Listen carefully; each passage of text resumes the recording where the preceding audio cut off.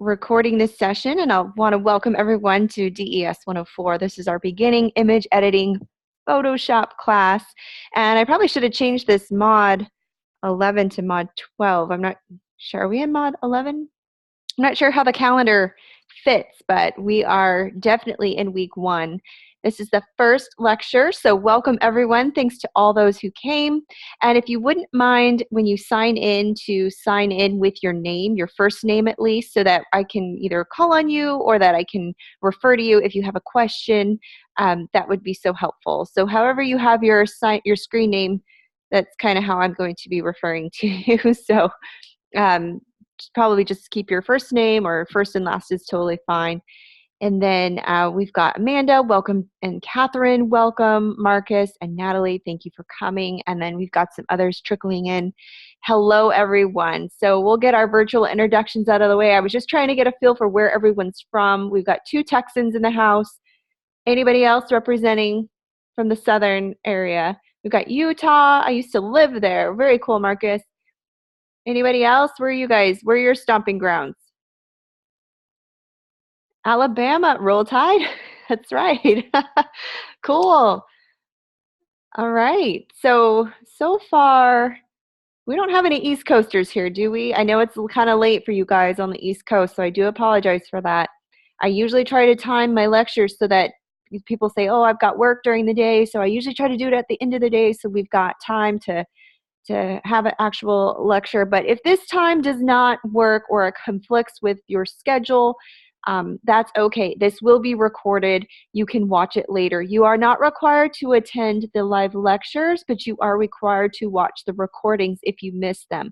So you will just be held responsible for whatever material we cover in class, as well as the demos, and we'll get into all that. But just be sure that if you don't attend a lecture for the time conflict or whatever the reason is, because I get it, life happens, just be sure to watch the recordings because you won't want to miss the info that's there. I'm setting you guys up to not only pass this class, but to ace it. So you don't want to miss what we cover.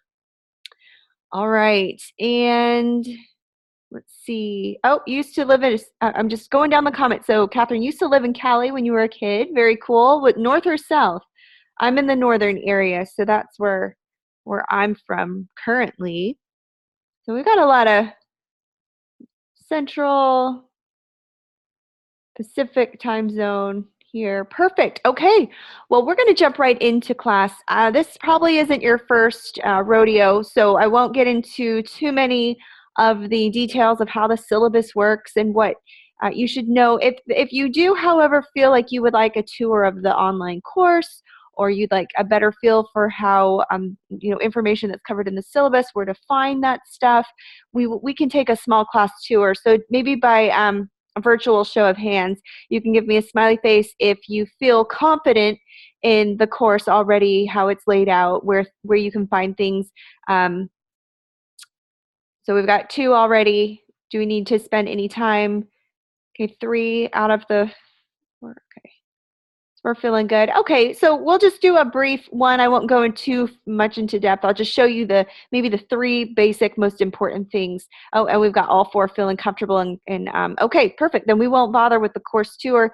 You guys seem to know what's up. So week 1 Tuesday agenda, I want to make sure that you guys have participated in the discussion. So here's the thing.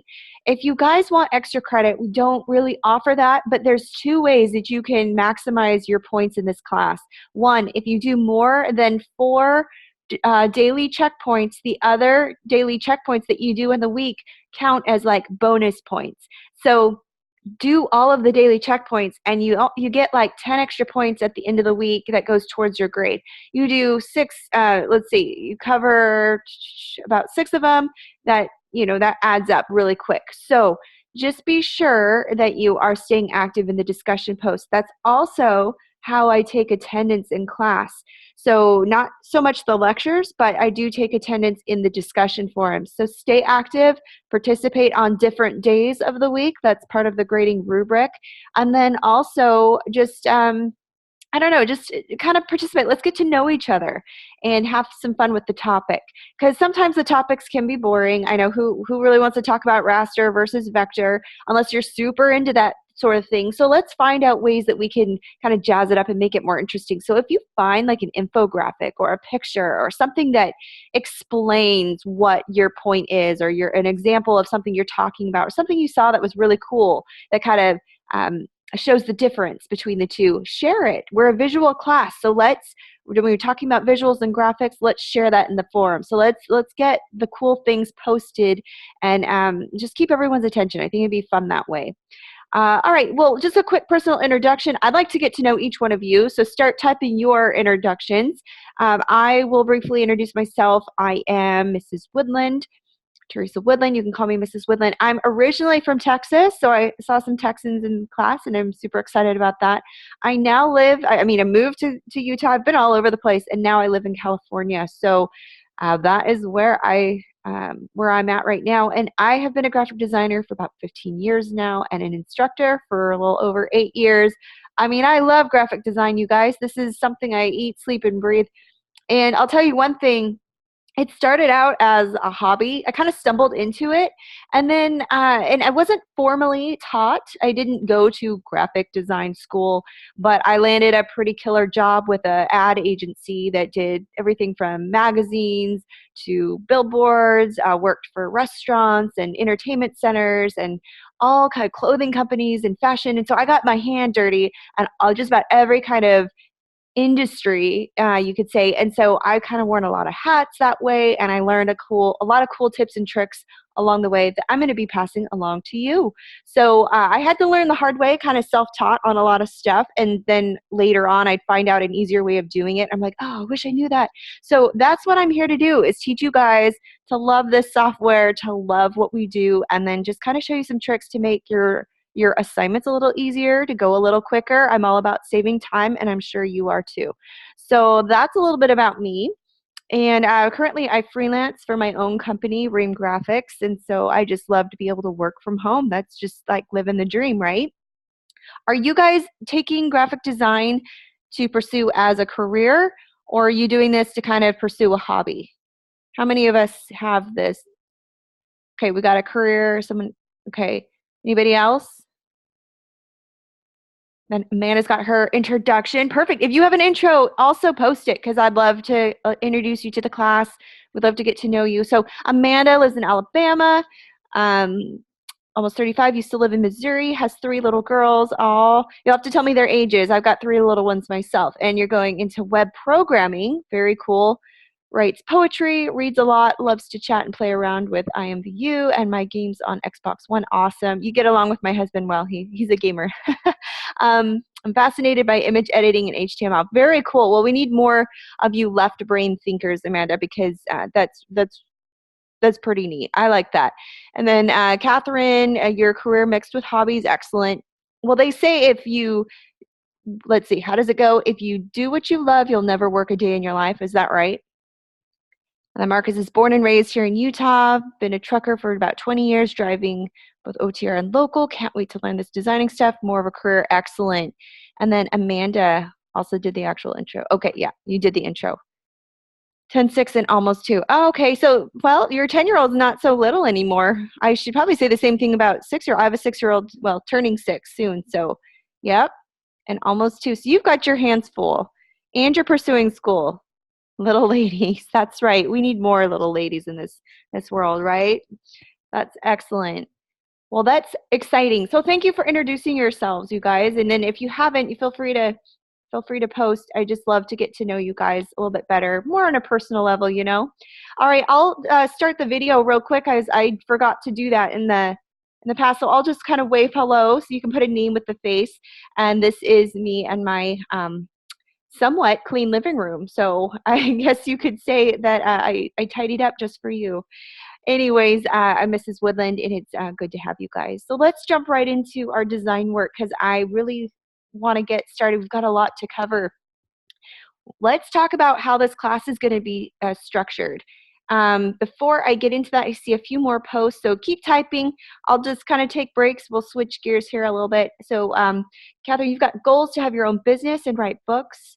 Oldest daughter wants to write novels too. Oh, that's cool. You guys are, I wish, you know what? I wish my kids were that into books. So you want to help her, love coming up with designs, building confidence still, mainly starting for my three kids, two girls, 5, 12, and your son 9. So you too have your hands full. I love you. You moms are great, just setting an example for your kids, pursuing school and just doing that work-life balance thing that is not easy to do. And I get it. I'm right there with you. Um, well, welcome and thank you so much for being here and being present. All right, so let's talk about how we can be just successful in our classes. If you're taking more than one, this can also apply. Just a few announcement resources I'm not sure if you are aware of. Like I said, you're probably already familiar with some of these, and dads and grandpas are cool also. Thank you, Marcus. I will not exclude them. And anyone who is in school, I'll just say this, anyone pursuing further education is amazing because you know what? It costs money, it costs time, and it's a discipline that you have to learn, and it's not easy. So I just commend everyone here for just being present, being here, and excited to learn. I love that. So thank you and welcome. So a few announcement resources, the Getting to Know You and your Mac and the graphic arts community, be sure that you're a part of that.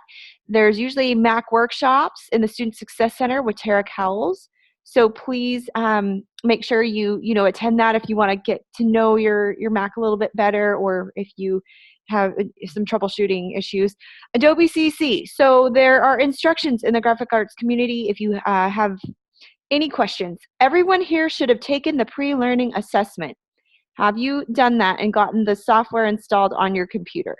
If not, please email me ASAP. And also you'll want to reach out to Sean as well because he is the one that will send you the link to that. So, okay, good. We've got some nods, some grins. Good. So everyone's where they need to be. Like I said, you'll want to email Sean Gray and check your junk box or your spam folder or whatever if you haven't gotten an email, but that's only if you haven't taken that pre-learning assessment, okay? And then also have an Adobe backup plan. I know some of you guys are waiting on computers and laptops, and software is kind of giving you guys some issues. So let's just stay active in the class as much as you can.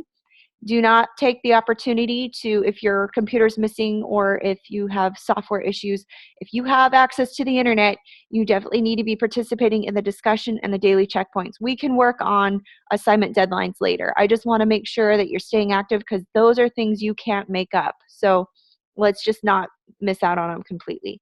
Okay, speaking of the graphics art community, there are lynda.com videos that you can access. Whoops. Student groups and activities, discussion forums, resources. Join the Facebook group if you're not already on. If you're on Facebook, join the Independence University Graphic Arts Facebook group. Say that 10 times. And make sure you're a part of that so that we can build this community and help each other along the way. So if you want to be successful in this class, please note there are only 2 hours of lecture. I don't know why I put 4. 2 hours of lecture, and then we will have 2 hours of a multi-session. Have you all been to a multi-session before? Oh, you joined it and there was no one else in the group. Let me get back to you on that, Catherine. I'm not sure why that is. Okay, so if you've never been to a multi-session before, let me explain how it differs from our class live lectures. So it is not recorded, so it won't be posted.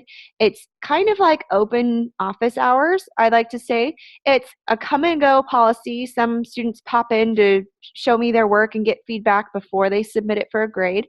Other students come in and just silently work on their assignment and then ask questions as they come across them. It's just whatever it's to help you. So it's an opportunity for you to get to know me to get to know you, come and ask any questions that you need. This is kind of office hours. It's an open door policy.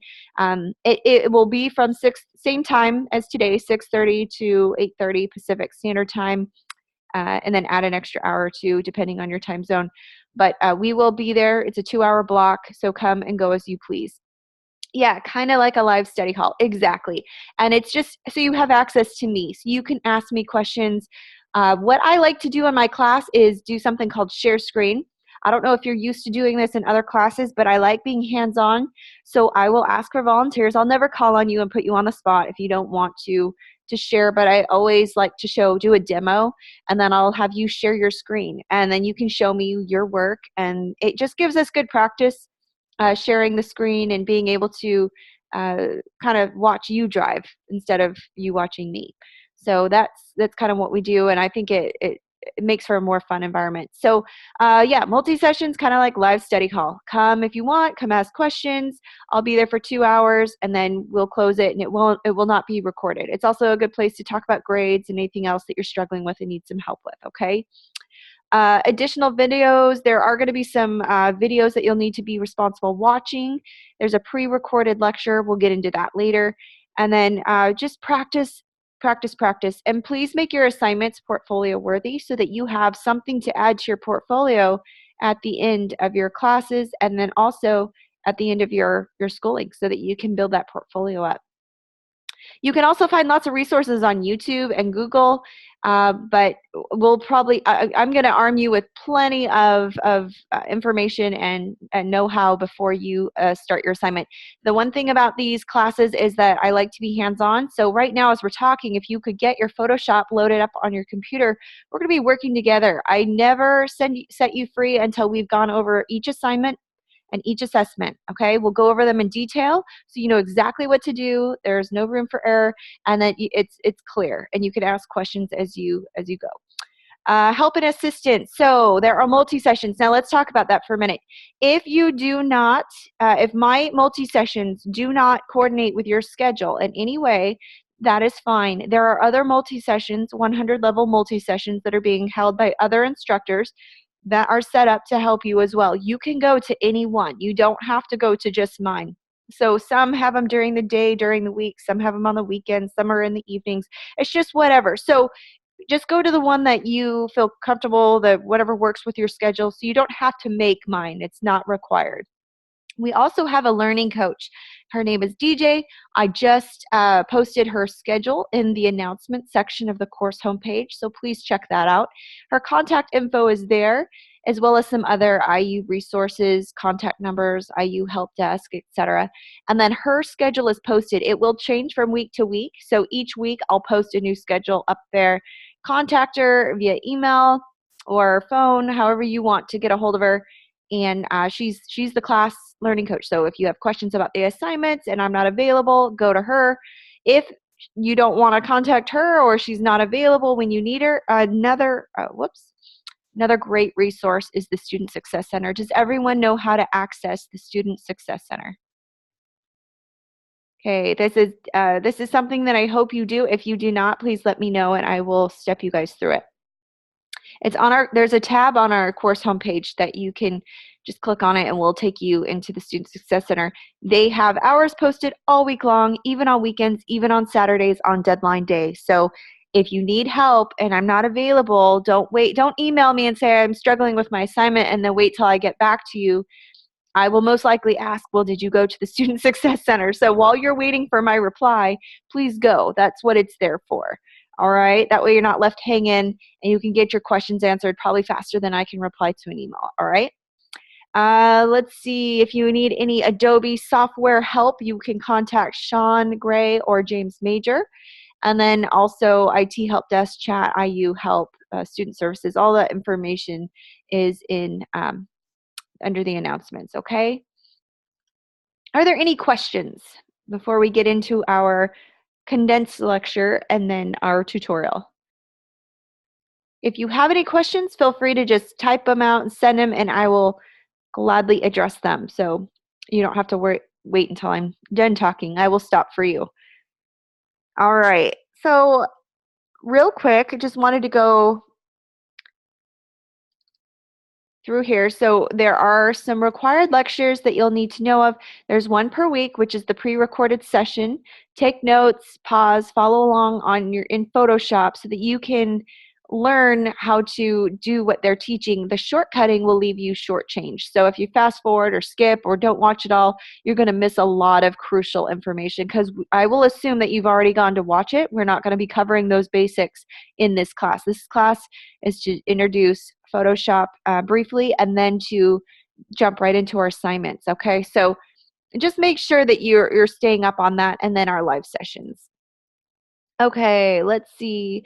Um, One thing I wanted to post or let you know is about the discussion. So a common misconception is that you can turn in discussions late. You cannot turn in discussions late. Discussions are a way that I take attendance. So it's just college policy. It's not my own. So I'm kind of held to it. So if you were absent or did not post or missed a post, there's no way to make that up because you weren't there that week. So I do take late assignments, so that's the good news. There's only a small 20% reduction in the grade, but that is way better than a zero. But as far as discussions are concerned, there is no makeup for discussion. So just make sure you get your first post sent by Wednesday before midnight Mountain Standard Time. 2 or more follow-up posts are required, but make sure you're replying to your peers, okay? And include any citations. If you share a picture or a quote or a phrase, you really do need to include that, okay? Just one needs to be substantive, so about 150 words is the requirement, and then 50-word responses or more. Are there any questions about the discussions? Same requirements as your other classes, so that shouldn't be anything new.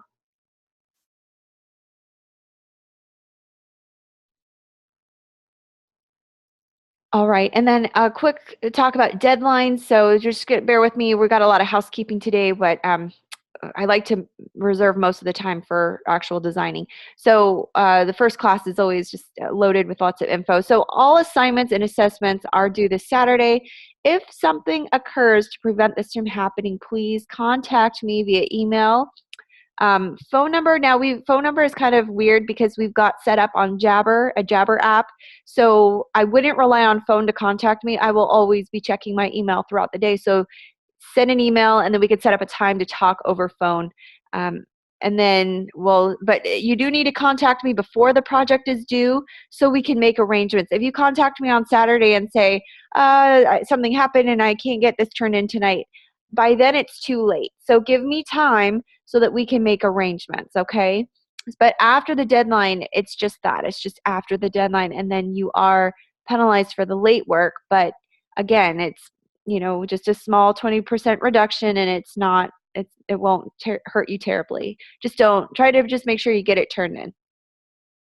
Okay, assignments. So let's talk about assignments. I don't know what your other instructors do, but I know not only accept, but I encourage resubmissions of your assignment projects. You will get a lot of feedback from me and a lot of comments about how to improve your design.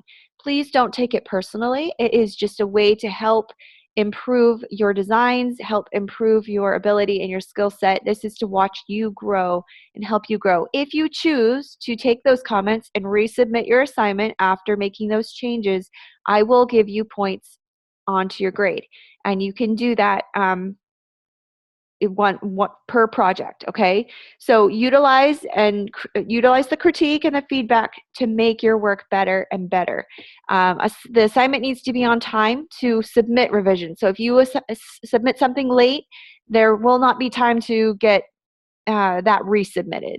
So yeah, so if you're not happy with the first grade you get, don't worry. I will give you comments on how to make it and ace it, and then just make those changes and resubmit it. It usually helps if you shoot me an email, but again, a word on the assignment regrading. You will get that regrade when I grade the next assignment. So if you turn in week 1 resubmission and you're turned in week 2, I will grade week 2 and the resubmissions on week 2. Does that make sense? So you won't get it in the middle of the week. You'll always get the grades on the weekend. So that's kind of how I keep things smooth sailing. So otherwise I'd be constantly grading a million projects throughout the week. So I just do it once a week. Every Sunday you'll get your grades. So just make sure your resubmissions are turned in. Yes, Amanda, me too. I am a perfectionist, and it bugs me if I don't get a perfect score every time. So this is a great way to kind of help you achieve that. So, plus, I am a firm believer in resubmissions. I really think we learn more from our mistakes than we do listening to someone lecture for 2 hours. So I think that with the feedback, if you take it and choose to resubmit it, that is your choice, but I think it would greatly help your grades. So take advantage of these opportunities to help improve. All right, same thing with assessments. Some will be quizzes, some will be assignments. So just kind of make sure you're watching the Lecture 1 pre-recorded lectures and the media, the step-by-step demos. Coaches can also show you how to use the tools, but they're not going to help you do the assessment. So just make sure you're being what's the word? You're just kind of, help me out, guys. Self-reliant. Thanks. Yes, thank you. Reliant, exactly. So that's basically that in a nutshell. So again, 4 a week are required for the daily checkpoints, but the 3 extra ones you do can be counted towards extra credit, and it's a buffer to help your grade. So again, you can get well over 100% in this class if you just stick with those. So I will open questions up to you guys, and then we're going to jump right into Photoshop. We'll probably take a break in about 30 minutes, a little 10-minute break, but other than that, we will kind of blow and go with our assignment. All right, so no questions. Okay, I will say this, 90% of students end up passing this class because it is very, very simple. But in order to succeed, you're going to want to take notes by hand because the way that I teach is kind of like a recipe. I'm going to say, click here, do this, set this to 90%. I'm going to give you very specific instructions. So if you're sitting back just watching it like a TV show, you won't be able to remember all the steps, I promise you. So make sure you have a pen and a notepad and take notes, and you'll have no trouble at all following. If I do a certain demo that's quite lengthy, I will post some of the steps in the announcements. But for the most part, I'm just going to be showing tools and how they work and how you get certain effects. And so I want to just make sure you're being, self-reliant and taking those notes. But again, this is not for your entertainment. This is to help you get those assignments done quickly. So if you're taking notes, you'll have everything you need. Let's go ahead and pull up Photoshop. Perfect. You always have a pen and paper handy. That's awesome. I love that. And that is exactly what we need to succeed so we can take notes. So let me switch gears here. We're going to go into the fun part of class, which is the actual design portion. If we have time later, we'll jump back into the lecture. I just prefer to design rather than talk. So we're going to come in here real quick. Now, if you guys, have you had a chance to look at assessment 1 at all? How many of you had a chance to look at any of the assignments ahead of time? Okay, that's fine. That's why we're here, right? So what I want you to do is pull up the course homepage because we're going to be referring to some of the document setup, the specs on it. So if you'll do me a favor and go to, go to the assessment 1. There is a link closer to the bottom middle of the page where you can click on a file to download. I would like you to do that if you can. Yes, you can actually. So, or you should be able to, Catherine. You should be able to view all the assignments and the assessments for that week. I'm not sure if they all display for the coming weeks, but it's hard to know what you can see and what I can see because the teachers have access to different stuff. But the assessment and assignments are up. Okay, so yeah, that's true. Now for the assessment though, it's a digital coloring assignment, so it's not a quiz. So you're right. In case if it was a quiz, you would not be able to see it until you actually took it. But we are doing a digital coloring assessment. So we're going to be utilizing 4 techniques for making selections to modify parts of an image. And we're going to talk about the selection tools that you're going to need for that.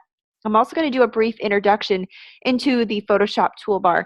Now, before I get too heavy into the beginner's 101 of Photoshop, how many of you on a scale of 1 to, just kind of on a scale of 1 to 10, 1 being I have no idea what Photoshop is, to 10 being I am so good at Photoshop, I know every tool on the toolbar, where would you put yourself? Just so that I can kind of see, okay, perfect. So this will be good. All right, we'll just start with a complete fresh review then. That's awesome. Thanks for the honesty on that one.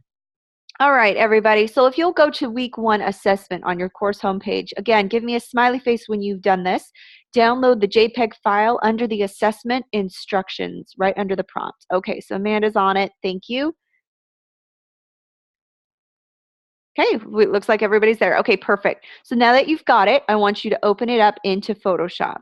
So you're going to open the file into Photoshop, and it's going to look like my screen right here.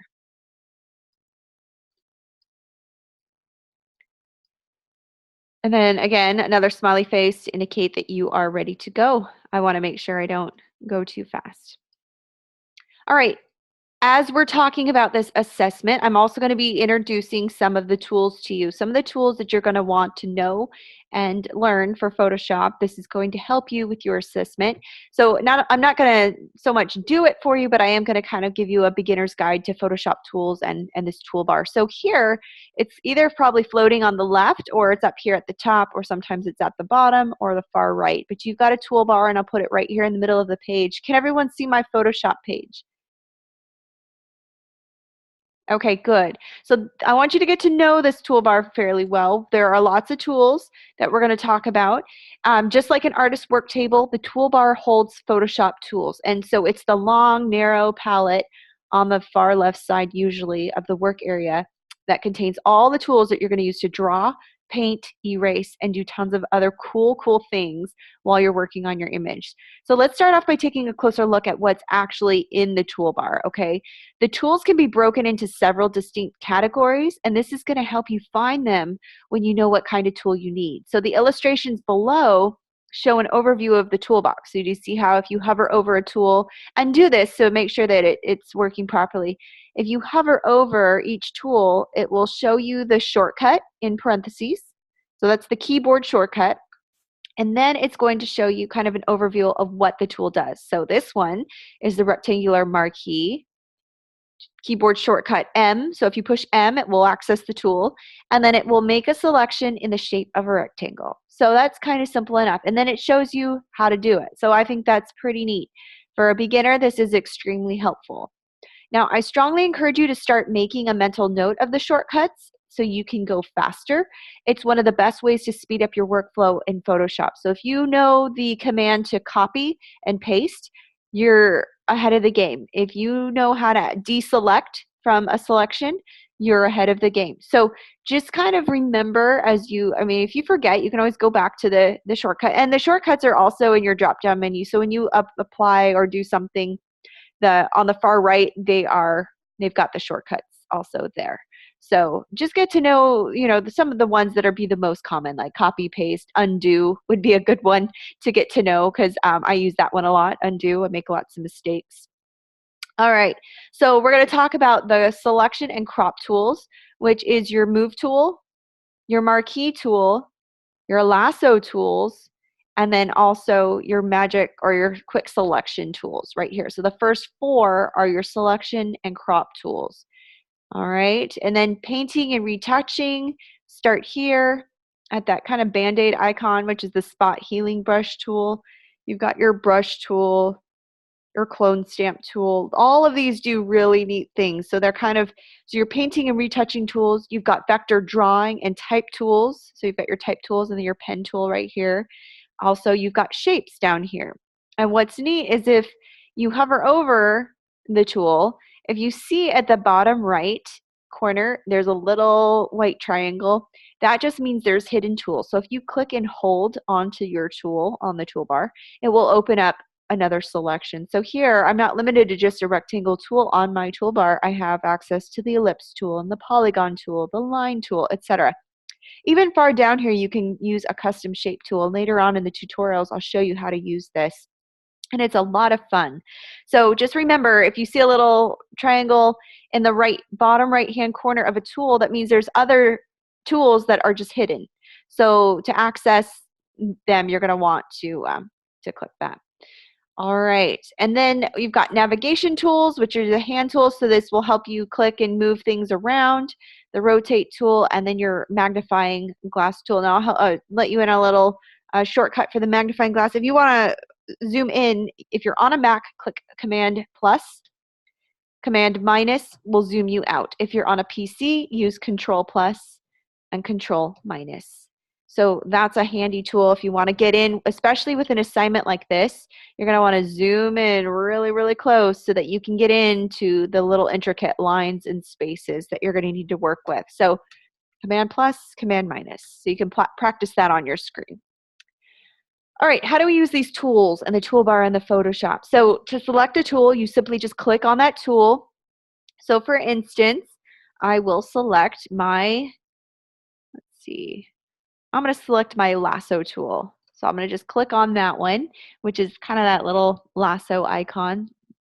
That's exactly what it looks like, a lasso. So when you hover your mouse over any tool in the toolbar, a tooltip appears showing you the name of the tool, the keyboard shortcut, and then this is very handy when you forget what certain tool looks like when you're learning Photoshop. So it's worth making a conscious effort to learn the shortcuts as it speeds up your work enormously, I promise. All right, so then what we're going to do, we talked about hidden tools. We talked about, we can talk about moving the toolbar. So you can change the toolbar from a single column to a 2-column if you like to work that way by clicking these arrows at the top right next to the X. So this will help you toggle your view. It just depends on what you prefer. If you want a shorter, more condensed version, it just kind of changes up the view. You can also drag it by clicking the tiny arrow vertical dashes right here and kind of move it. It can lock it into place if you want it on the right side, or you can keep it on the left side, or you can put it up top or on the bottom. It's just wherever you prefer. You can customize your space to fit you. All right, another thing you'll need to know are colors. Down here at the bottom, near the bottom of the toolbar, you can see the foreground, which is the front, and the background color swatches, which is at the bottom, sometimes called color chips.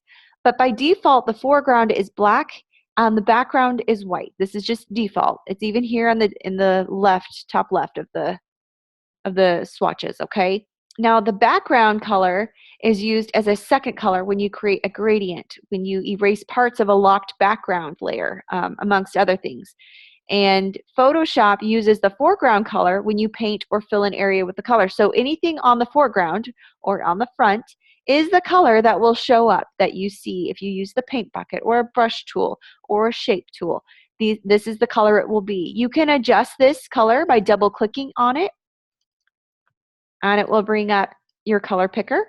And you can click and drag anywhere in that color picker, or you can just click around. You can also move the slider up to get different shades and different colors. So as I'm showing you this, I really want you to play around with it. So I want you to access the color picker and move things around. And then we'll do a quick, I don't know, I'll have you do maybe 2 or 3 quick fill-ins on this assessment just so I can make sure you guys have it open, know how to use the tool, and you know how to access your color picker. So I'll show you in just a minute. But this is how you change the color. And then you also have swatches that you can access by going to your drop-down window menu, clicking on color, or you can click on swatches. Both will access. This is what your color box will look like. We'll have, you know, you can get more specific with your shades and kind of move the colors up and down. So this is a handy tool to have. All right, so to change a color, we talked about clicking on its color swatch to swap the foreground and background colors. You can click the round double-headed arrow just above the foreground right here on the top right of the swatches. It will toggle between back and forth, making it you know, background and foreground will switch. So to set both color swatches back to their default factory setting of black and white, you can click the miniature swatches or press D on your keyboard. D will change that for you, okay? Last 2 items on the Photoshop toolbar are quick mask mode and screen modes. We'll get into that later.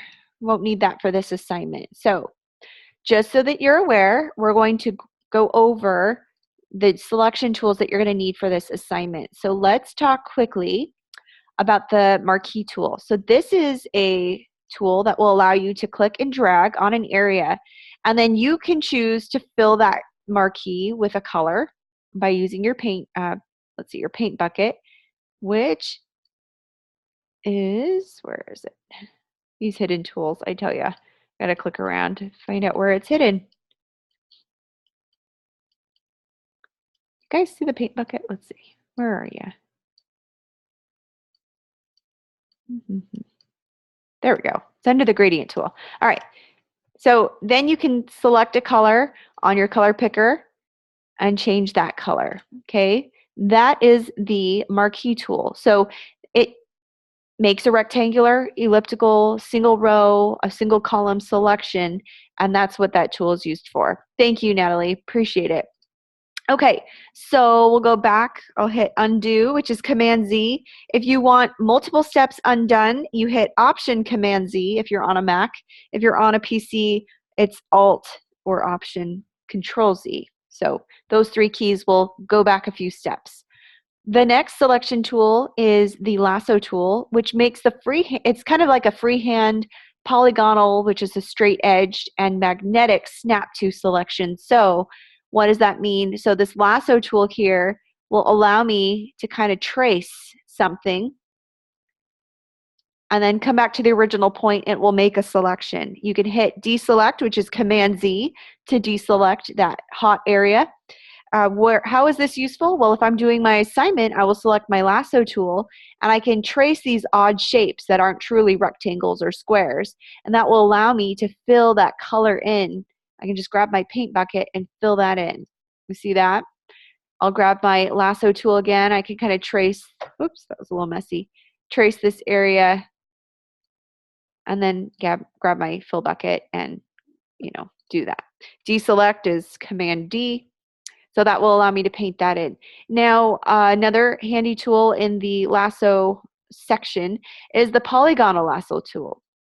This also will allow me to make straight edges. So it doesn't curve like the other one. This one is only straight edges. So the polygonal is just straight edges, okay? So it probably wouldn't be very helpful in an assignment like this where you have very curvy, flowy artwork. So and then another thing with this is just hit deselect if you need to change the tool. So, oops, it's not responding. Give me a second.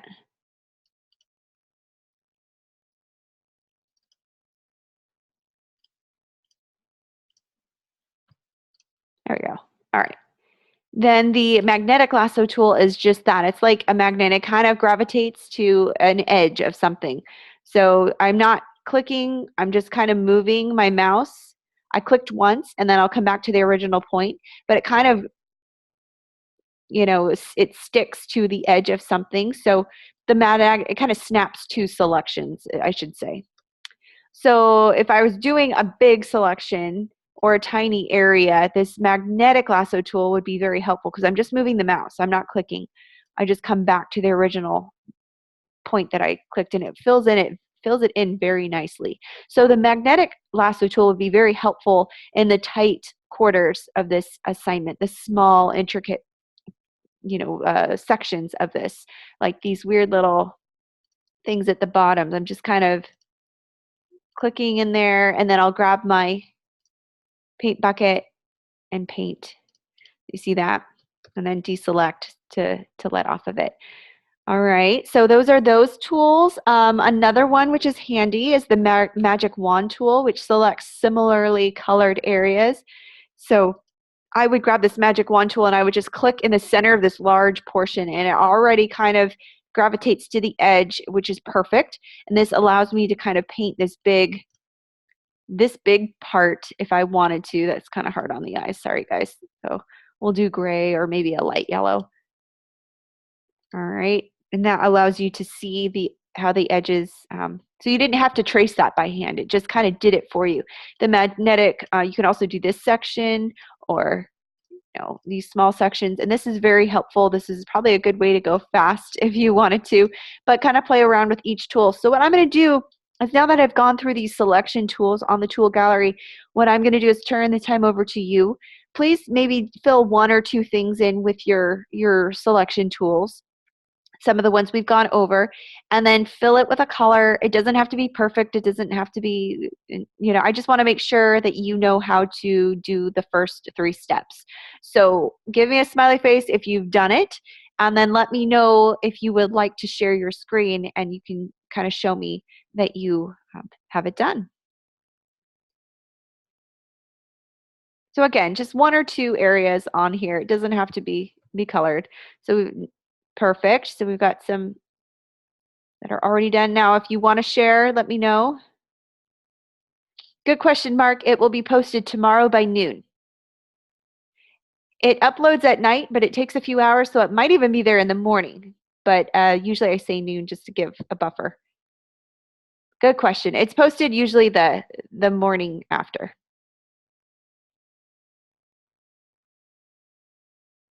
All right, would anyone like to share their screen? No problem. Thanks for coming.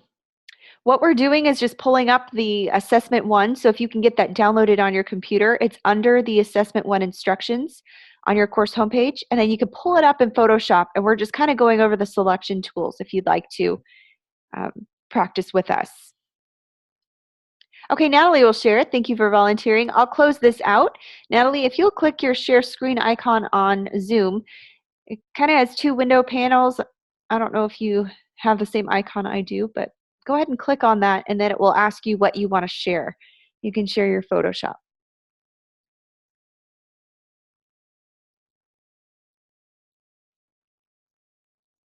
Do you see that? It says share screen. It kind of has two pyramids and a sun. Ah, there you go. Perfect. Okay, wonderful. So then I will, Natalie, I'm going to unmute you. Will you tell me which selection tool you used? So I used the magic wand and then the Can you hear me? magnetics. Yeah, can you? Oh, you're really faint. I don't know if I can. I wonder if it's on my end. I have headphones in, that might be why. Can you Oh, hear me? okay. I'm sorry. Well, if it doesn't work, that's fine. I just wanted to know which, I can barely hear you, but maybe I can make it out. What tool did you use? The magic tool. Perfect. So the magic wand tool to get that Yeah. big selection. Excellent. And Great then job. And then I see that you filled it. Now, did you go to your color picker or did you use your swatches? I used color picker. Perfect. Well, either one, you can. There's no right and wrong. So I was Yeah. just curious which one you went forward. Thank you so much for sharing. Does anyone else want to share?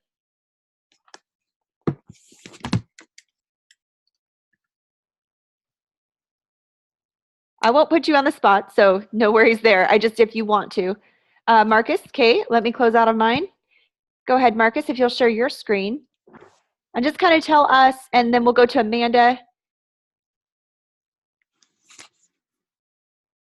Okay, perfect. Excellent. So which tool did you use, Marcus? And then did you use your color picker or your swatches? Oh, let me unmute you. Sorry. Let's.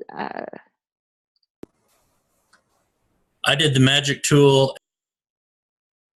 You did the magic wand tool, okay. And then what did you use to fill it, the color picker or the swatches?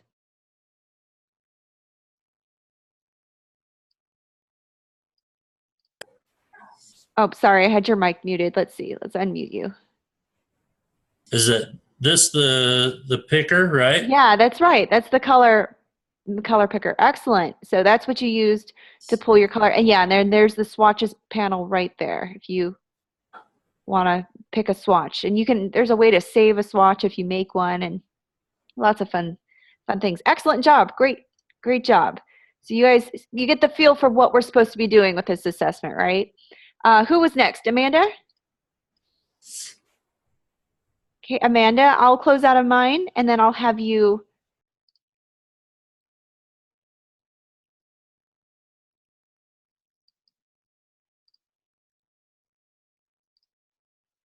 All right, Amanda, you should be unmuted. Okay, perfect. And then what tool did you use? I use the magic wand tool to Magic do the wand tool. center. You'll find that's a popular one. That one And is and I use the magnetic lasso tool. for that smaller area. Uh-huh. Perfect. And I use my color picker. Excellent job. Well, you did good. Thanks, guys, for sharing. Does anybody else want to before we move on? All right, so I will say this, now that you have the basic selection tools down, it's not going to be a difficult assignment. It's just going to take some time because this is a big coloring page. So do your best if you want. I realize that you probably won't be able to get to every small little area. So if you want to highlight larger areas, I will be okay with that. But I do want to see at least one of the selection tools demonstrated. So I'm trying to see what would be, we could grab our lasso tool like this. Let's do our polygon lasso tool. So what I would do is just kind of, I probably wouldn't, let's see, what would be the best? You can do larger sections is all I'm saying. Maybe try to get my magnetic one. Okay. Let's see if the magnetic one will work. So it won't be as accurate, but I'm going to get this magnetic one and try to trace the edge here. And then you can fill it kind of like this. You can select a whole area and just kind of go in and select, you know, the pieces you want to color. So you don't have to highlight every little thing. This is just a little faster way of doing it, where you can change the lines or you can change the colors. If you wanted to do every other one, or you wanted to. So did you see how I did that? So if you select with the magnetic lasso on larger sections, this will allow you to create kind of a hotspot area where you can just click with your paint bucket. You could do it with the entire pick if you wanted to. That's fine. Yeah. Let's back up here. Let's try it again.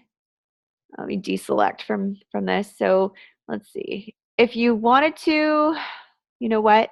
I wonder if the polygon lasso tool would probably be better because it's straight edges.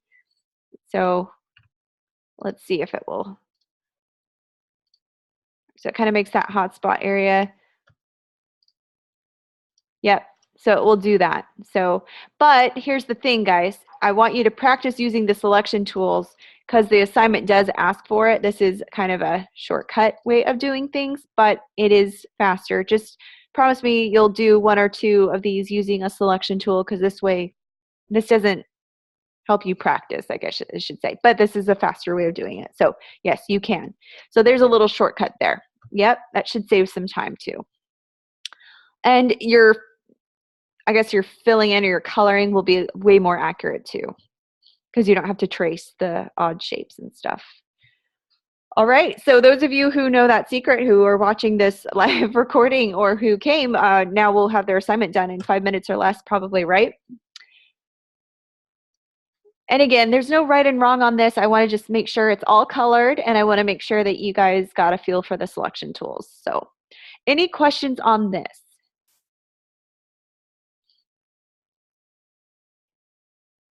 Feel free to continue working on it if you want. We're gonna, yeah, I want to color it too. This one's fun. This is actually a fun assignment. I like this one because it allows you to get a little creative and come up with your own color scheme. So I will close out of this one. Any questions before I do shut this one down?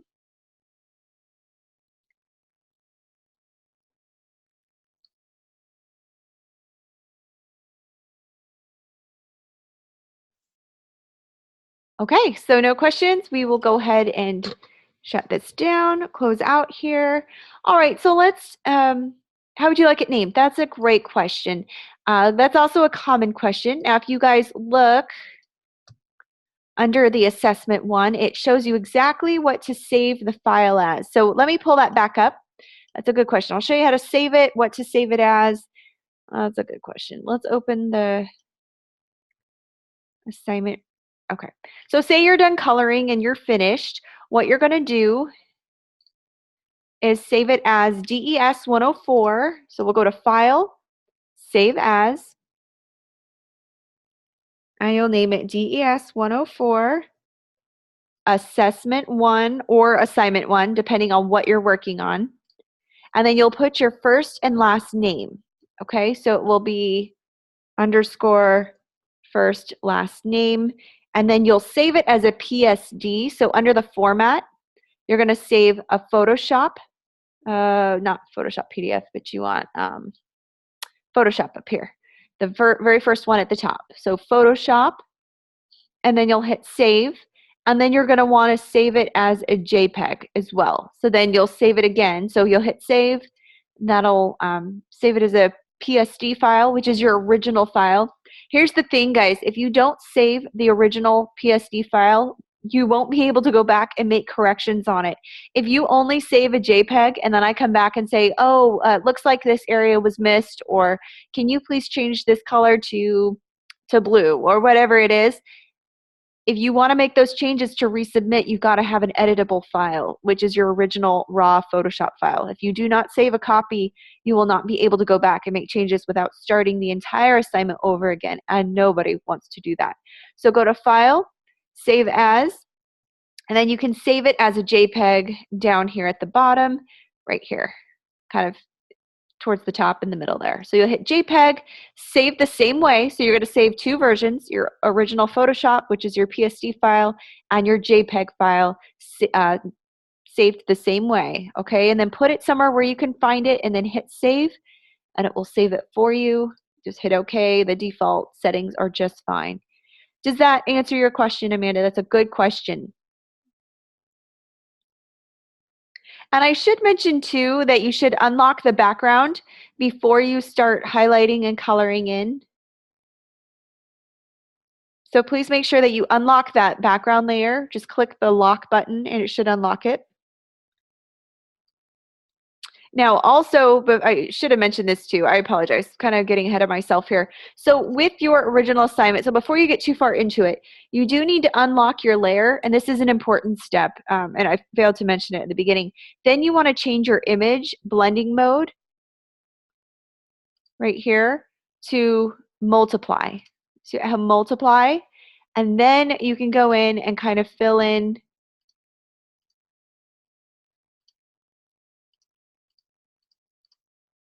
your coloring page, okay, using the paint bucket.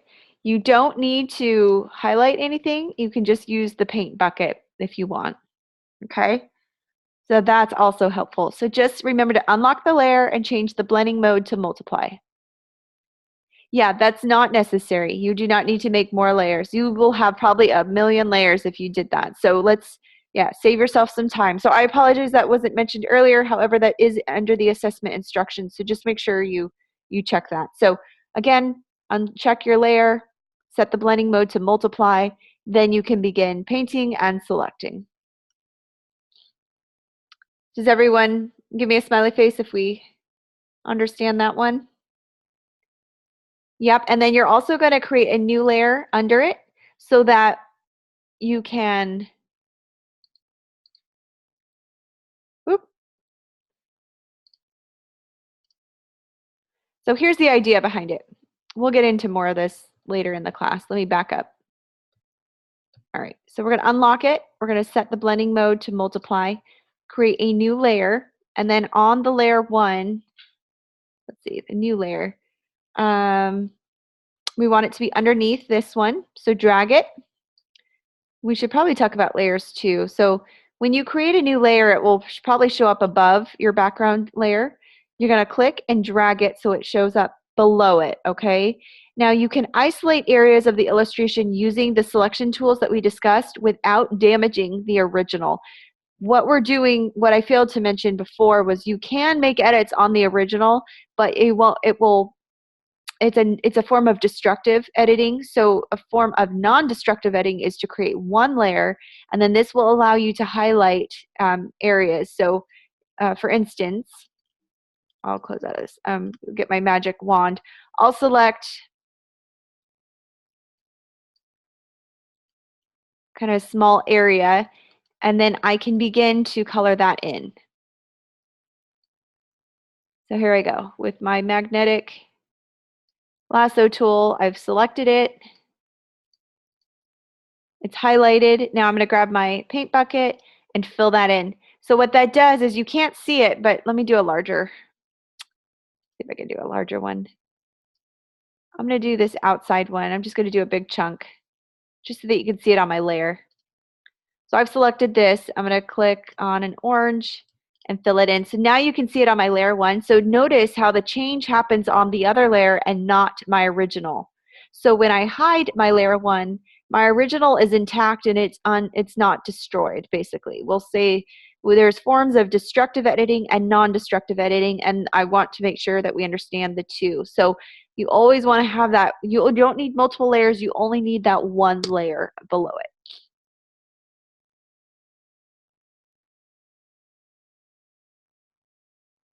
Good question, Catherine. So you might be able to hit the escape button on your computer, and that might be able to minimize the Zoom screen. Try that. See if that works. Or the view tab at the top. There you go. You should be able to minimize your screen so you can have them side by side.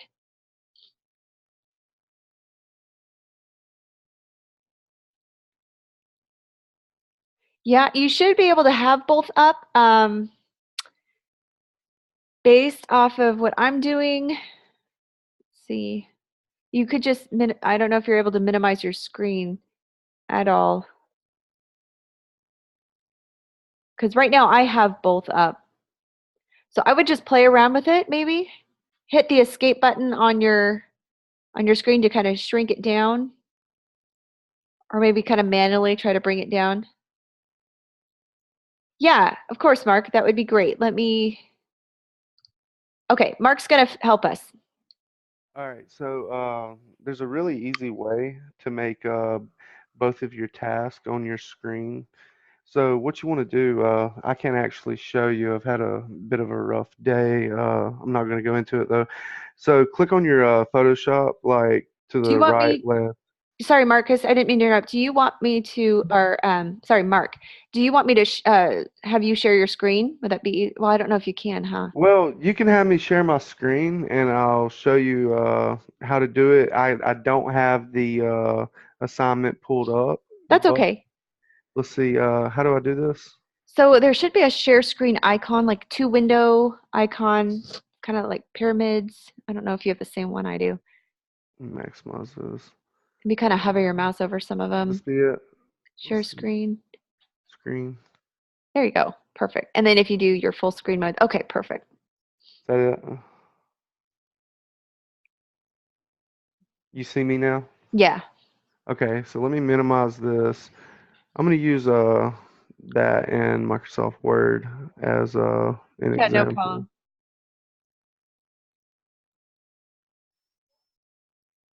I actually had when I was taking AP 101, he showed me this, and I was like, "Dude, you were awesome!" Well, Like, I can't. Thanks for sharing the knowledge. This will be, everyone asks me and I'm like, I only have my screen, so I don't know how to explain it. So this is going to be helpful. okay. So on your keyboard, there is a Windows. It's in between Control and Alt, the bottom left. Uh-huh. You see that? All right, so you want to push that down and on your arrows, like up, down, left, right. So I'm just going to push that key, the Windows key, and I'm going to hit left on the arrow. Watch this. All right, now it'll pull up that. Let me go right here, and then I'll pull this up. All right, so we'll click on this up here, and we're going to hit the Windows key and push right. And that's going to bring them both up side by side. Now, say that it's just too compact for you and you need to like see better. Come right here, and you can zoom out to actually get a better view of it. Perfect. But Yeah, yeah, good question. when he showed me this, I was just like, "You're rocking." Another Yeah, thing. this is a huge tip.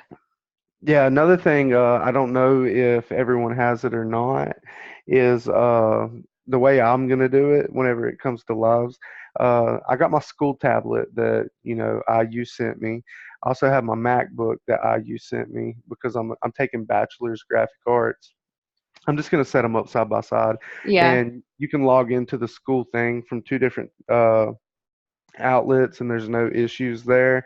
That way, you can have your MacBook with all the uh, up to date information and stuff like that to your right, and you can actually watch the live session to your left and have two perfect. full screens.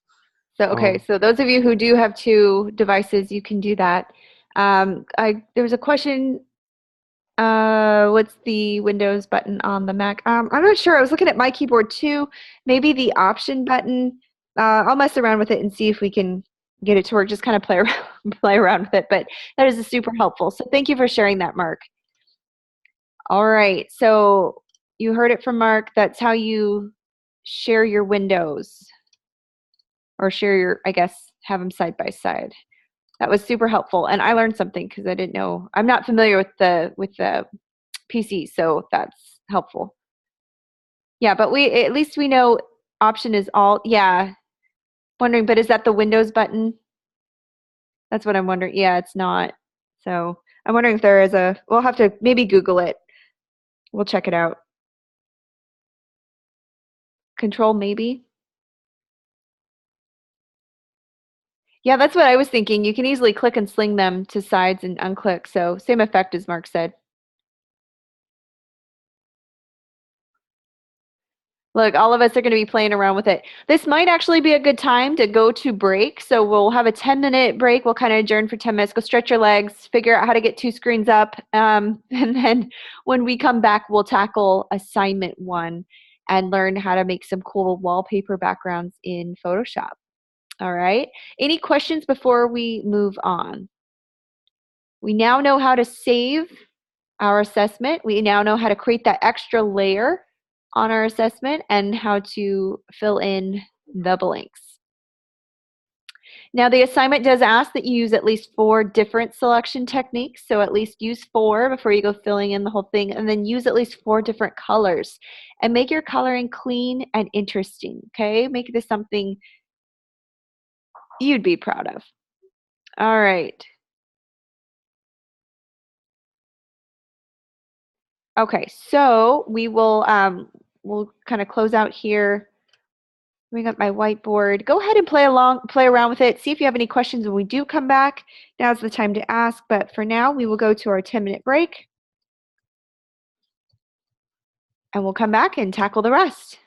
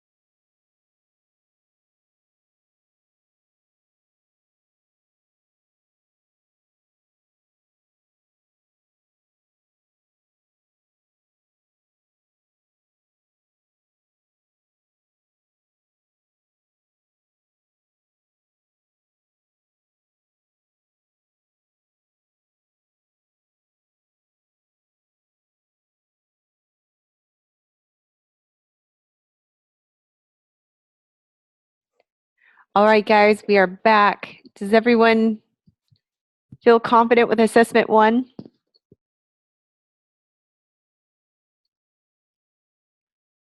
All right, good deal.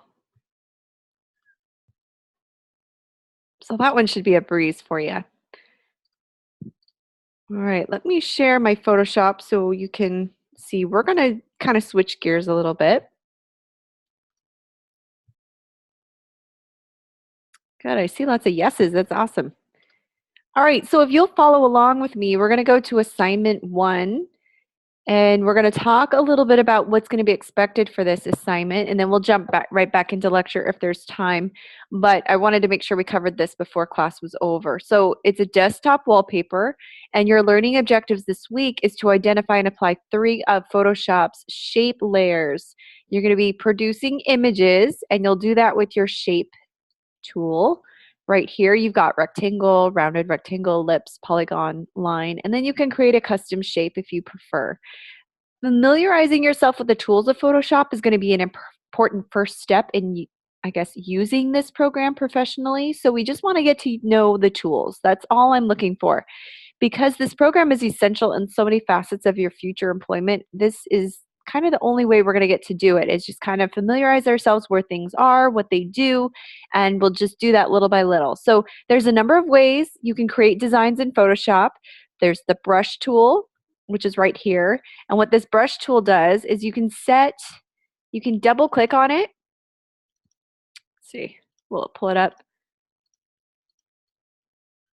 I guess you won't be able to, oh, it's up here. Okay, so at the top here, you can adjust the size. So how big do you want your brush tool? Do you want it smooth? Do you want it a hard round? So by clicking, you can create shapes and patterns just like that. All right, that's the brush tool. And again, we'll clean that up. Here's the shapes tool. You can create that same effect, but by using a shape. And you can move that shape around by using your move tool. And then you can create gradients. There's a way to create gradients. So if you don't like a shape or you want to delete it, you can hit delete. You can create gradients by, let me just draw a rectangle here. And then click on the gradient tool, which is under your paint bucket tool.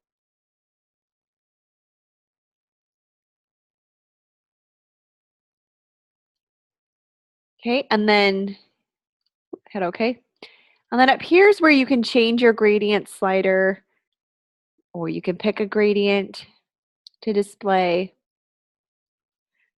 I'll grab my marquee tool and kind of draw the shape if you want, and then you can grab your gradient. Oops, why is it giving me that?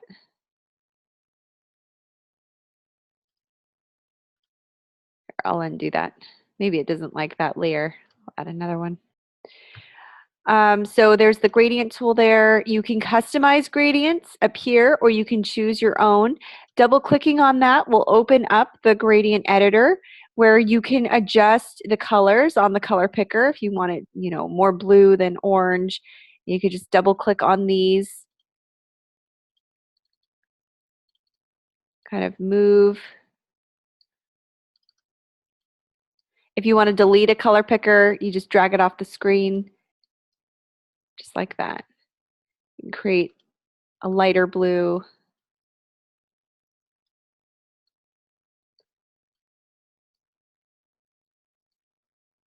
There you go. So kind of play around with it and have some fun with the gradient tool. This is helpful. Kind of click around and it will give you different effects. Here's another one. Let's try this rainbow one. I'll hit OK. Oops, where'd my layer go? Why is it showing? Okay, just like that. And that's kind of fun. So here's some preset gradients already in the gradient editor, or you can customize your own by just adjusting the stops on the colors on your stops. All right, and Mark's asking, what program am I looking for on my Mac to bring the screen up? Bring what screen up? Sorry. Oh. Okay, so can you see my Photoshop, Mark?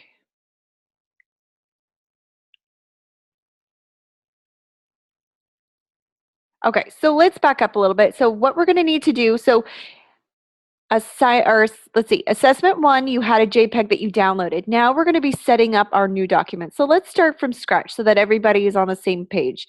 Everybody go to File, go to, make sure you're on your Photoshop, go to File, New. We're going to create a new document together. So again, get that pen and paper out.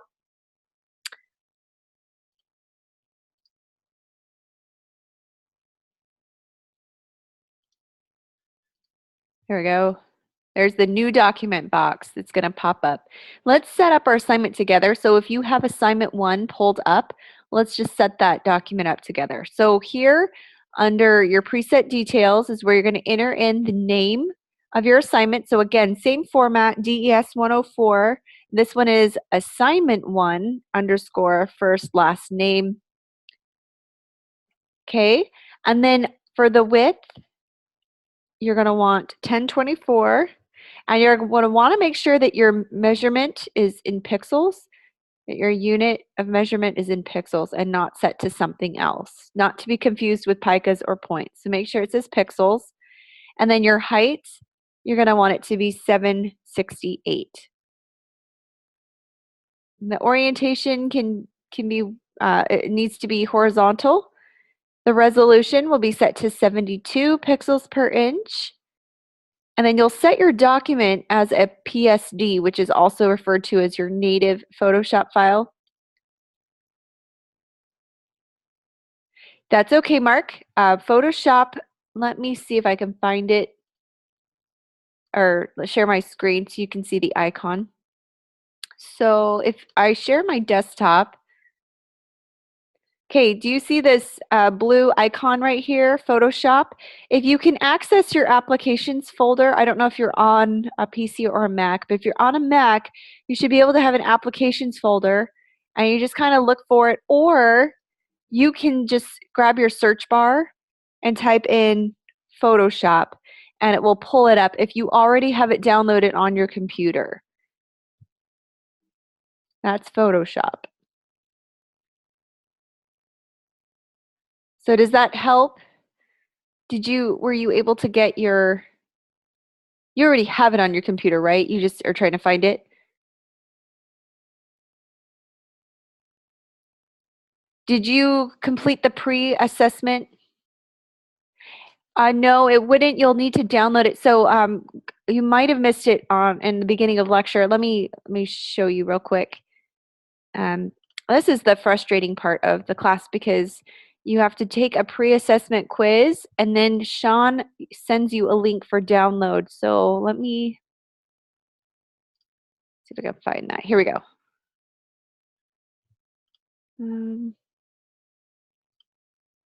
We kind of skipped some of this.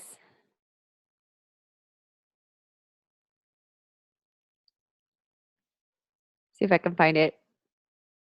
You do need to have a pre-assessment already taken before you can have Photoshop on your.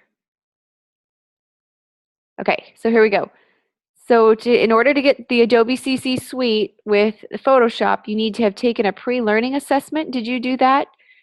And contact Sean. So email and info is sent from Sean. Check your spam or junk box folder to make sure that email hasn't come from him.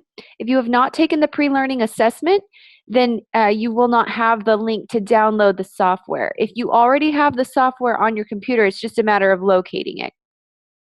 So I would email him ASAP, or maybe check your email real quick to see if something came in. And he will help you set that up. So it's pretty crucial that you get in contact with him. Do you need his email, Mark? You got it? Okay, perfect. So we'll just follow those steps. Yeah, that's a good question. There's quite a few students who, no, not an interruption at all. There's a lot of students, I've taught a lot of 100-level classes, and this is the biggest question is, I don't have the software on my computer, or not sure where to find it. So it's it's kind of frustrating because I can't help with that, unfortunately.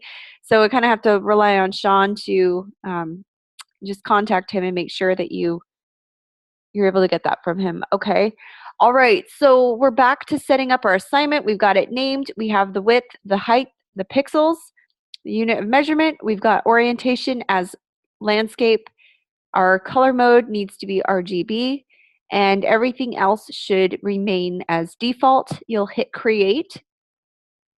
And this is what your screen will look like. Does everyone's look like this? Go ahead and set up your document.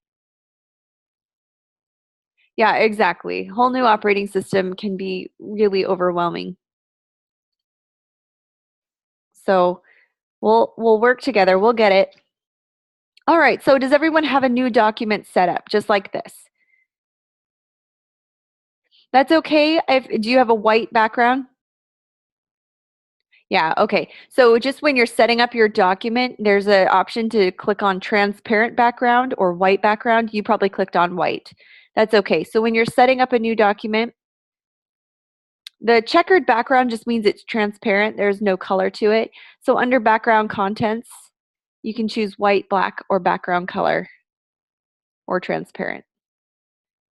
And it's okay. So it doesn't matter if it's white. But that's how you would set it up. All right, so this becomes your Photoshop file. And then when you save it at the end, you'll save it as a JPEG. Remember, please remember, submit both files for the assessment 1 and the assignment 1, okay? Don't flatten your layers in your Photoshop file because this is how I verify work. So it's very important that you just keep it in its original form as best as possible. Okay, so this keeps wanting to attach itself. So let me hang it over here. Okay, so let's go ahead and move forward. So I just want you to get a feel for drawing shapes on your board right now. Here's a cool trick. If you hold down the shift button as you click and drag, it will allow you to draw a perfect square when you're drawing a rectangle using the rectangle tool. Also, if you want to draw a perfect circle that's not oddly shaped, you're going to hold down the shift button so that your circle remains perfect. So what the shift button does is it constrains the proportions so that you can have perfect shapes all around. If you don't like a shape or something you've done, you can choose the eraser tool, which will erase it altogether. Or you can just hit delete on your screen. And so that's also, I'm going to back up here.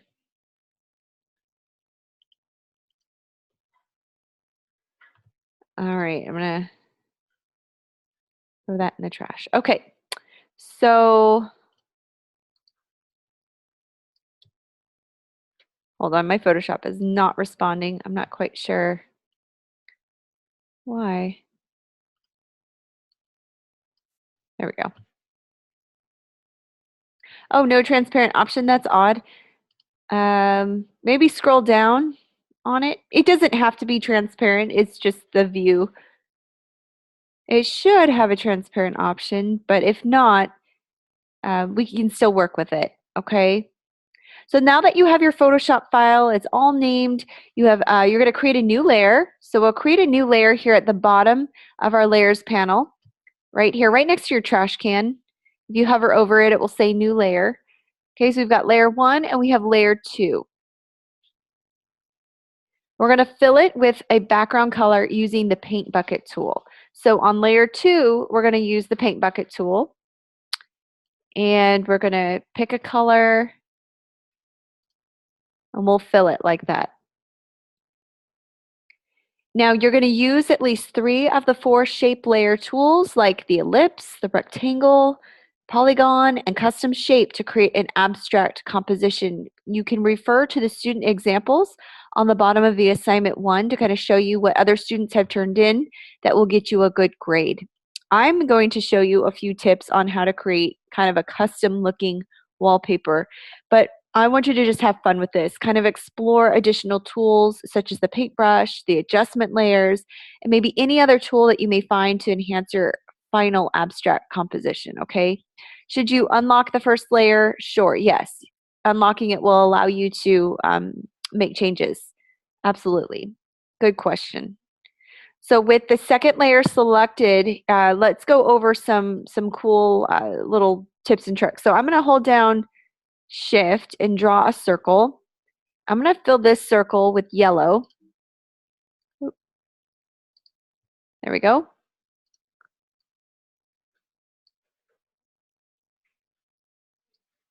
Okay, and then what I'm going to do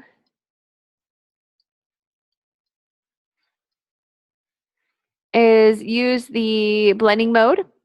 Blending mode will give you a different effect. So you can see that, the multiply color burn. Let's lighten it up a little bit. It will give you a different effect. So just kind of maybe overlay, different color, or I'm sorry, different blending modes will give you a different results. So just kind of play around with it. This is more apparent if you're using a photo, but this is a good place to start. So you can also copy shapes by holding down the Alt or Option button and clicking and dragging. That will allow you to create shapes. You can also adjust the transparency on them.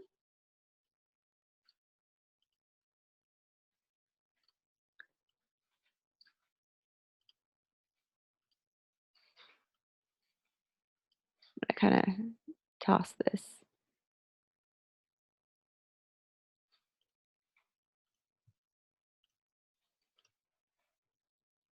All right, so I'm going to grab this yellow circle right there.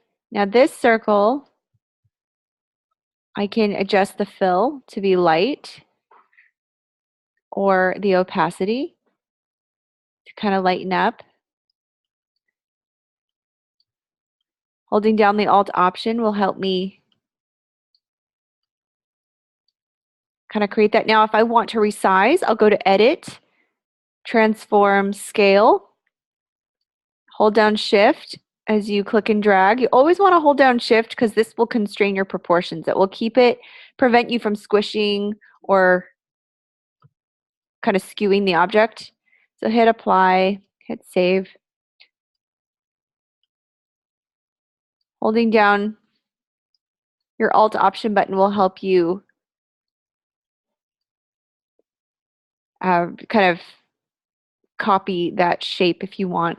Scale, again, will help you make it smaller. So you can create your own little effect, your own compositions.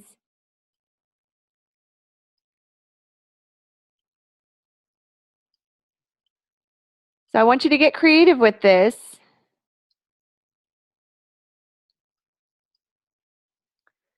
All right, so this is one way to kind of demonstrate you know how to use the shapes, or you know how to include a color on the background.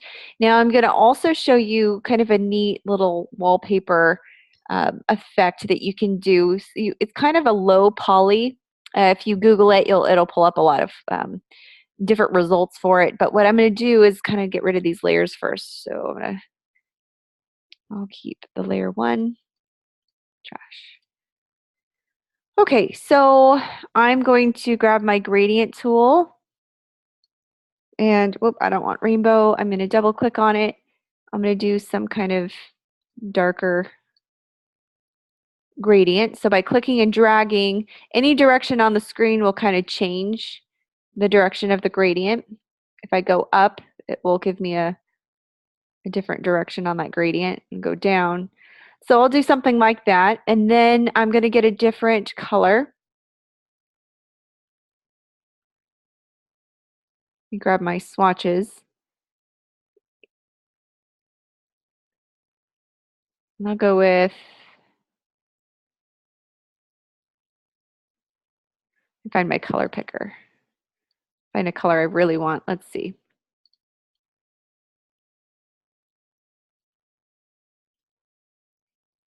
Yeah, we need some contrast for sure. Now I'm going to grab my paintbrush and I'm going to make the size a bit large. And I'm going to go to soft round. That's too big. And you can kind of, I'm just going to kind of draw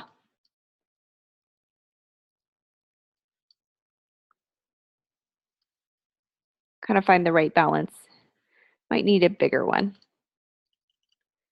I'm gonna go 700. Kind of click in the corner here. There we go. All right, so that looks good. So now that I have my gradient set up, now I'm going to go and I'm going to I'm going to pixelize this on purpose. So I've got my gradient set up. What I'm going to do is go to my, I think it's filter, pixelate, and then go to crystallize right here. So filter, pixelate, crystallize. And I can adjust the cell size to be dramatically large or very small. So I'm going to just kind of increase this here. I'll hit OK. It's going to give me some texture to my background. This is going to add some contrast as well. I'll grab my paintbrush again, and I'm going to grab this color, and I'll kind of adjust the opacity because I don't want it too dark, and I'll kind of go over it.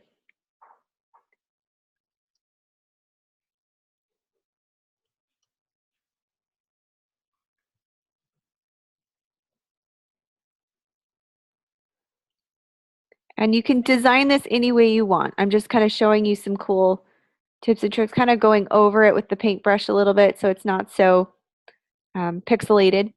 All right, and then I'm going to give a little bit of dimension on this side.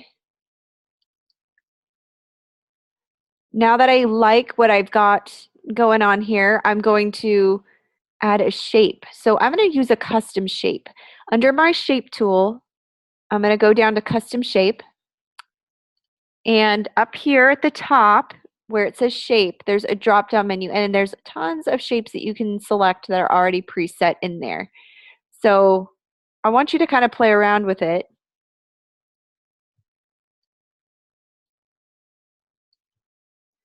And what's neat with any color on color is you can change the blending modes and it will give you a different effect every time. This one's kind of neat. I like that one. The color burn's kind of cool because depending on where you place it, have a different effect.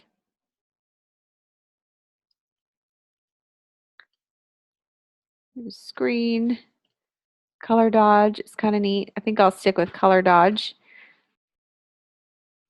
And then you can add text or any shapes that you want. This one is good. I can also add circles or squares.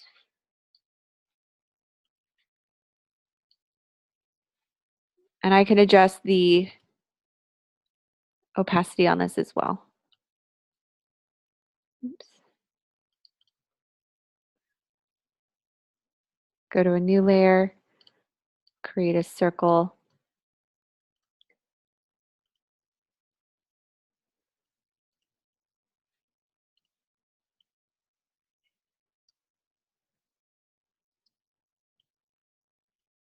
You know, the sky's the limit here. So I just want you to kind of play around with your shapes. But that's how you create a textured background. Any questions on how I did that?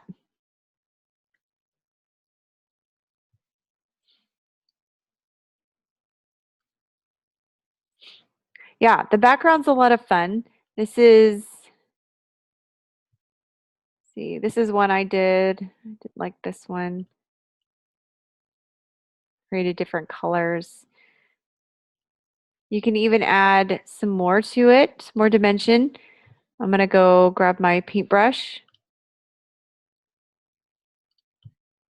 Click on my background layer here.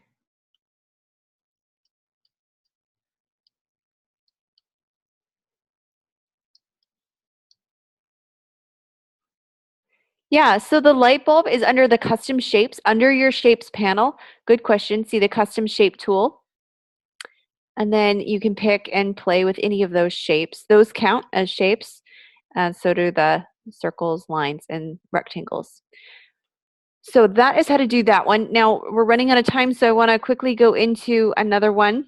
I'll hide this real quick so you can see. Create another layer. All right, so on this layer, I'm going to show you how to get another effect. It's kind of similar to using the gradient tool, so I'm just going to use black. Whoops. I'm going to grab my rectangle marquee tool. It's different than the shapes tool. So I'm making that selection, and I'm going to fill it with black, just like that. And then I'm going to add a gradient on top of it. So the way that I'm going to do that is grab with the marquee tool, create a rectangular selection. And then, so I'll deselect after I've already filled it. I'm going to hit Command D or Control D to deselect from it. I'm going to grab that marquee tool again, and I'm just going to select the bottom portion here. Here's where I'm going to add the gradient though. So I'm going to double click up here. I'm going to just do this red gradient. And I'm going to just kind of click maybe top down. Looks good.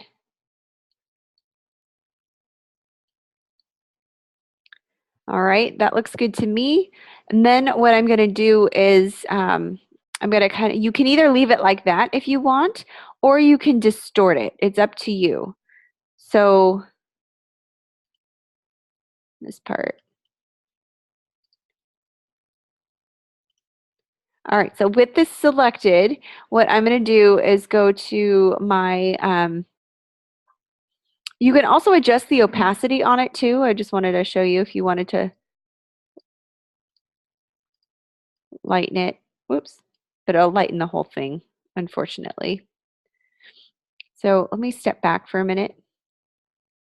I'm going to create another layer. I'll make a selection, and then here's where I'll add the red gradient. There we go, because I want it on a separate layer. Hold down the Shift button to create a straight line down.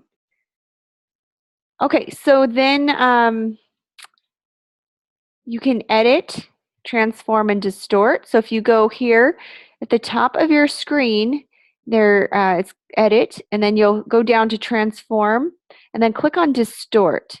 Now distort's kind of cool because no matter if you're using a shape or if you're doing a marquee, this is a neat tool because it will allow you to kind of distort the angle of your shape a little bit. So I'm going to kind of move this gradient up at an angle like this. All it does is it allows you to move these anchor points any which way you want. Then when I'm done with the transformation, I'm going to go to Edit again, Transform, and Warp. You see that? So Edit, Transform, and then Warp. And what Warp's going to allow me to do is create a cool, it's going to help me move this shape. So up here at the top, you'll see it says Custom, or you can pre-select any one of these settings. I'm going to click Flag, and it's going to go ahead and kind of move my design, and I can shift it any way I want.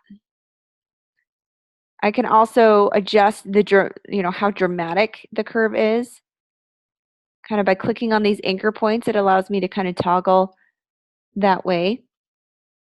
And then you can use 20% for the bend. So on the flag, you can the bend up here, I'm going to use 20%, kind of adjust the value, or you can manually go in and kind of play around with it. And then hit apply. So you can kind of see that's kind of cool. You can copy it, then go to Edit, Transform, Rotate. You can kind of rotate it around.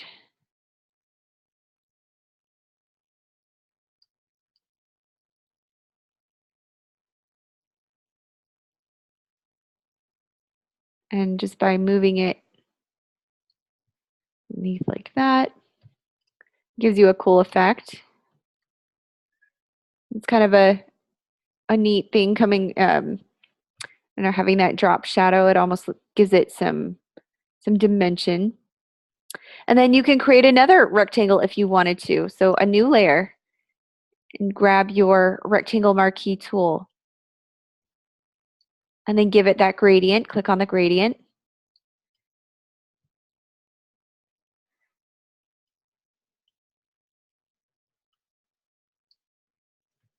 And then again, you can just kind of warp it to look and feel however you want. All right, so do you guys kind of have some ideas of what you want this to look like? We'll do it again. I'll go to Edit, Transform, Distort. This will allow me to kind of move it around.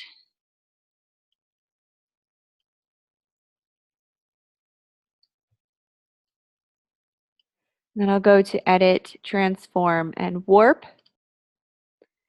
And then this will allow me to play around with the anchor points. You can kind of play around with the handlebars like that. So again, you can customize yours or you can just use one of these. I'll hit Apply.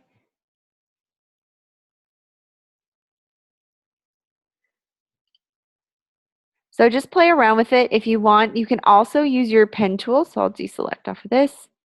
Your pen tool is kind of neat because you can just click and drag points with your pen tool.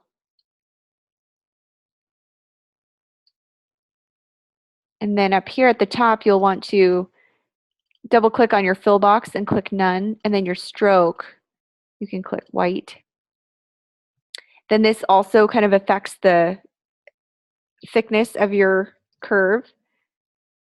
And then you can also grab this direct selection tool, which is the white arrow, and kind of play around with the curvature a little bit. And then you can also play with the opacity. You can lighten it up. If you want to add some texture to your object. You can also rotate your object by going to Transform, Rotate, and then notice how your mouse has this curved double arrow. It will allow you to rotate your object to the direction that you want. You hit Apply. If you want to copy a few of these, you can do that. So this all counts as goes towards your assignment requirements. I just want you to play around with the settings. We've talked about blending modes. We've talked about layers. I want you to kind of get a feel for what each one does. And you kind of have to play around with them, like select them multiple times to kind of see what it gives. And it just depends on what you're using. It's kind of subtle. Anyways, are there questions on how I achieved a step?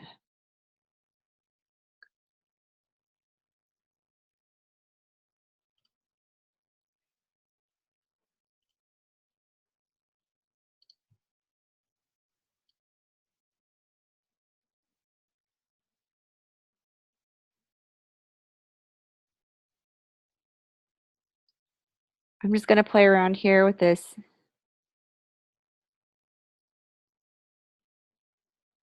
See if I can get a different curve on it.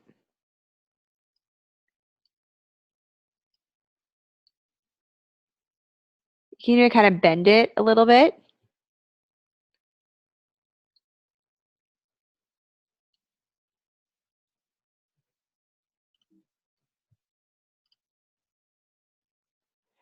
Yes, good question. Amanda says it's interesting, better than going a pixel at a time in Paint. Yes, absolutely. And then yes, Catherine, you're just demonstrating that you know how to do, you know how to use the assignments. To fulfill the requirements of the assignment, you just need to use at least 3 of the 4 shape layer tools. So either ellipse, rectangle, polygon, custom shape to create an abstract composition or a combination of those 3. So have fun with it. I want you to explore additional tools that we've gone over. If you have any questions, let me know. Play around with the paintbrush, adjustment layers, any other tool that you may find to enhance your final abstract composition. But remember, there's lots of different ways that you can achieve this look.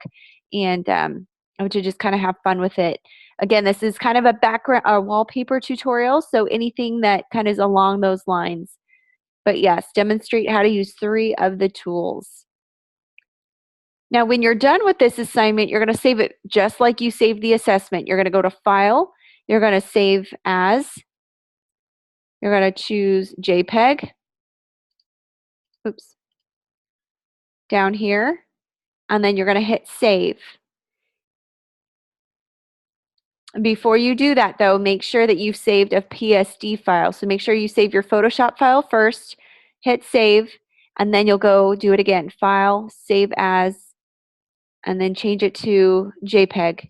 So you'll need both files, but do the Photoshop file first, and then you'll submit both of them for grading. So remember, do not flatten your layers. When I open up your files, I want to see all of your layers in here. Now, as you're working with shapes and you're using multiple shapes, sometimes it might be helpful to label them. So you can double click on a layer and it will highlight blue, and this will allow you to name your shape or name your layer. All right, so that it's easy. So this is line bottom. This could be the bottom line. This can be the top line. So you kind of get a feel for where I'm going with this. It can, yeah, it will. If you haven't saved it previously and you just save it as a JPEG, it will flatten your layers. So yes, you definitely want to save your Photoshop file first and then save a JPEG second. When you initially created your Photoshop file, if you've been saving all along, it won't mess anything up. But if you have not saved your assignment while doing your assignment, then you will probably mess it up. So good. It's always good to check and always good to make sure.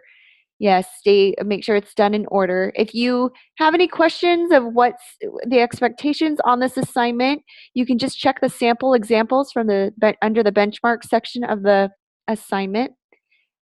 And remember that copying from the samples is considered cheating, so we won't use those samples, but you can use any techniques or things that you saw here in class.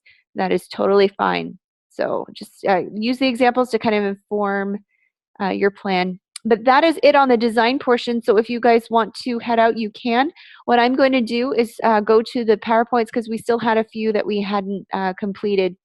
And I just wanted to make sure that we were all aware of how to get a hold of me. Let's see, where's my contact information? Here we go.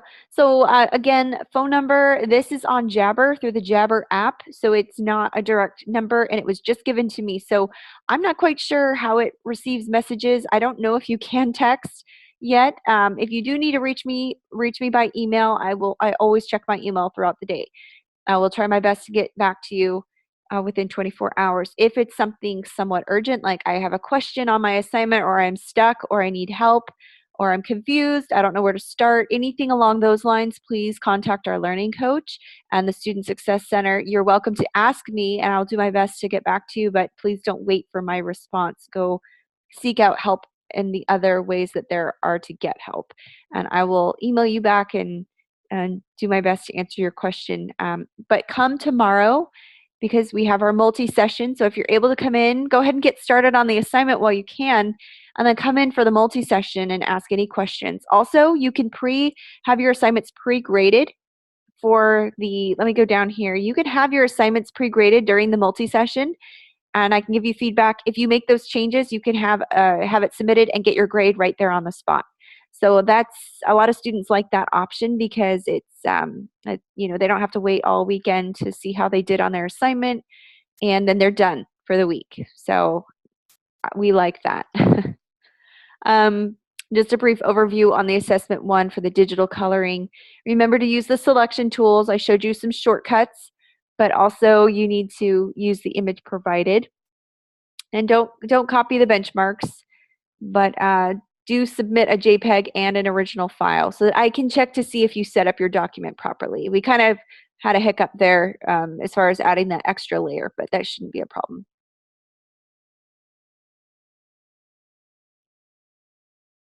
Yeah, so that number, yeah, it's set up through the Jabber app. I just got it this week. Usually I have my cell phone listed, but they want all instructors to switch to this new number. So yes, it will. The only way I'll be able to answer it technically is if I have the app installed on my phone or if I'm at my computer. So if you try calling it, it probably won't have any luck. So please just email until I'm not used to it yet, so I don't want to miss anyone. But we can set up a time to talk over the phone if that's what you'd like. But some welcome emails already went out for this class. If you have not received it, check your spam folder because that's how we getting in contact with you guys, and that's how you'll be getting class notifications. Check the announcements daily. That's how I'll be posting updates. And with the holiday around the corner, we're going to be having to shuffle some things possibly. So when I know more, I'll communicate that through the announcements for you guys. But enjoy your evening. Thank you for coming. And like I said, if you have any questions, feel free to ask. Otherwise, you guys are free to go.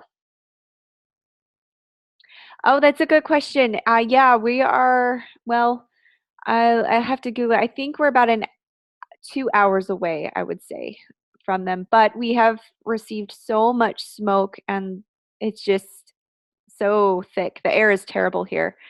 So yeah, I mean, luckily we're not close enough to have to worry about the damage, but man, that smoke is just really affecting the air quality. So thank you, Amanda. Have a great night.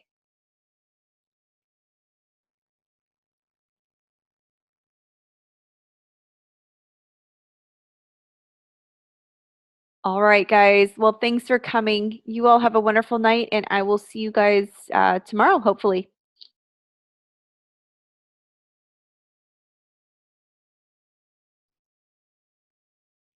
It is sad to watch. I hopefully nobody has any loved ones or friends in the area because it's pretty bad up there.